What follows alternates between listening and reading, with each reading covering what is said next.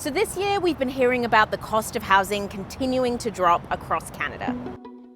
Canadian real estate just fell the furthest and closest it's ever been to a buyer's market that we've seen in over a decade. There's more price reductions each day than sales.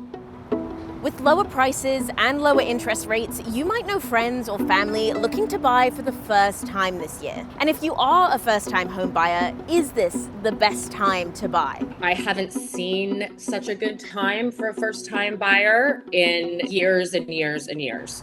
Interest rates have finally started to come down, and so there's kind of a reemergence of first-time buyers. The prices of homes in both the Greater Vancouver and Toronto area have dropped significantly since their peak in 2022. Experts tell us there seemed to be new life in Canada's housing market at the beginning of last fall as interest rates continued to drop. What we've seen is on the demand side that interest rate cuts since June of 2024 have been able to make it a bit more affordable, more realistic for some buyers. But then, a lot of that slowly returning demand seemed to hit pause again this year. Tariffs are going to make us rich as hell. In part because of the news of the trade war with Canada and the US. It made a lot of people feel uneasy, and demand has remained slow. Now, it's still expensive to buy in some of Canada's biggest markets. According to recently released data, the average price of a one-bedroom condo in the GTA sits at just under $700,000. We're going to see a lot more buyers coming out. But this Toronto real estate agent says buyers are finding properties even cheaper in today's market. A year or two ago, for $600,000, you would have gotten a tiny little baby condo. Right now, for under $600,000, you can get a pretty decent one-bedroom condo. Or you could look sort of an hour and a half, 2 hours outside of Toronto. You're definitely getting in the market for a 3-bedroom house. Now, this isn't happening all over Canada. Many housing markets have stayed quite stable. Out in the prairies, prices continue to rise in Saskatchewan, for example, and Winnipeg. We've seen tighter supply demand conditions, and that's a little bit the same case in parts of Quebec. Quebec City, for example, that's a very tight market, and parts of Atlantic Canada as well. But for some in those expensive cities, the experts we spoke to say the increased level of supply has made it even easier for first-time home buyers to get into the market.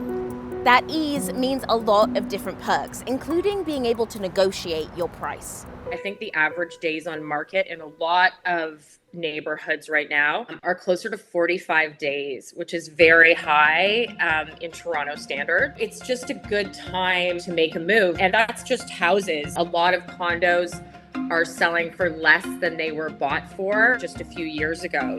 And Haddon tells us that this also means buyers can ask the seller for more when making an offer.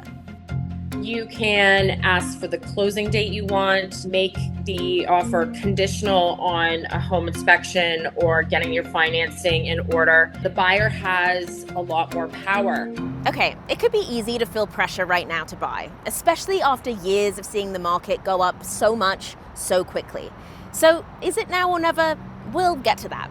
But first, what does a first-time homebuyer actually need to purchase a home to make it worth it versus renting? A lot of people probably start with the real estate agent. They start looking at realtor.ca or whatever tool they have to start perusing homes. In a way, you're doing yourself a disservice because you might be looking at stuff that might be wildly outside your budget. So what can you actually afford? For someone buying their first home, Tully walked us through what your monthly outgoing costs would be in order to afford a $600,000 property. kind of the golden rule is that you will qualify somewhere around 4 times your income based on current interest rates and amortization allowance. Plus, you need a down payment of at least 5%, so that's around $35,000.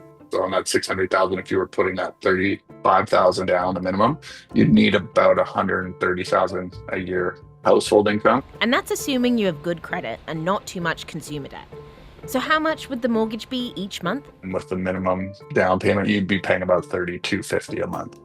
There's a lot of money to consider when you're thinking of buying, especially closing costs.